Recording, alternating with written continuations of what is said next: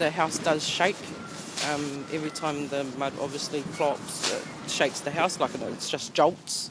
Sometimes it can be really bad, like to the point where it'll wake me up and, oh no, what's happening? Is it an earthquake or is it this?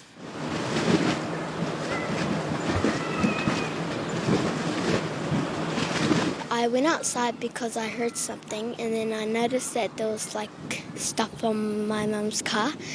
So then I went to go tell her, and then she came outside, and then we noticed that there was steam coming out. Yes, I was scared. It must have gone big, eh? And all over the car, over the deck, everything.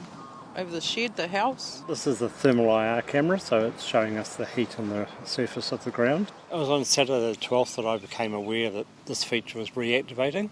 The thing about this site is there's always been some geothermal activity here. And here, the heat around the edge of the crater, hot areas over here, behind the container.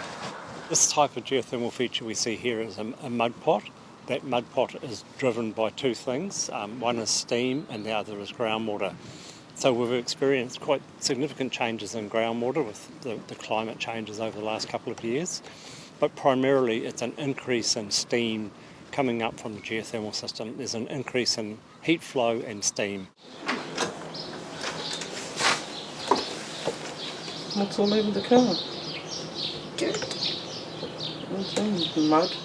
My major concerns are having this behind me open up more and affecting the house. Like once if it gets real big and the houses go down, look how close it is to their house. It's scary. The only danger is from the mud being thrown out of the feature behind us. So when the little mud explosions occur, and they might reach out 15, 20 metres.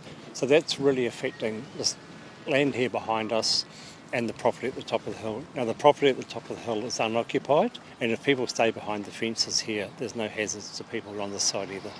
The fence is now gone, so obviously it's getting way bigger than it was, eh? Yes. So we've spoken to the council and they are there for me to contact if I am worried about anything. Like I know I can ring them and I can actually ring them and just let them know like if anything changes, in which I have, especially with the shakes of the house, and they just rang me back straight away, so that was good.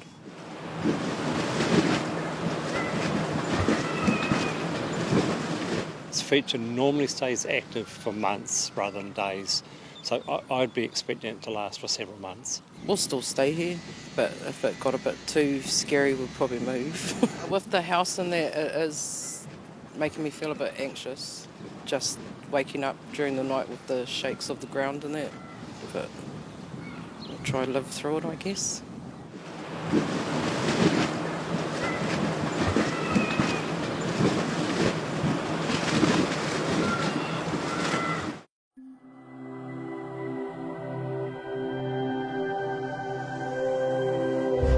Ko te reo, te take.